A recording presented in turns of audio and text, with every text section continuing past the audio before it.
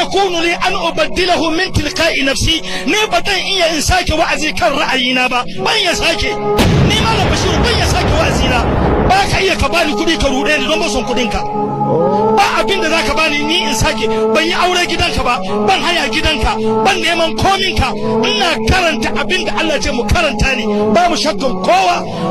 ila tabi'u illa ma yuha ilay in attabi'u abinda mu muke bi shine abinda Allah ya ce mu karanta shine alqur'ani gargara mi ayan nan inni akhafu in asaytu rabbi adhab yawmin adhim ga ya musu ni ina tsoro in na sake wa'azi na akwai azaba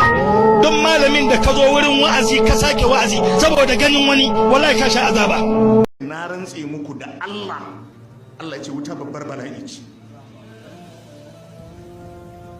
ubangijinka yayi irin wannan rantsuwa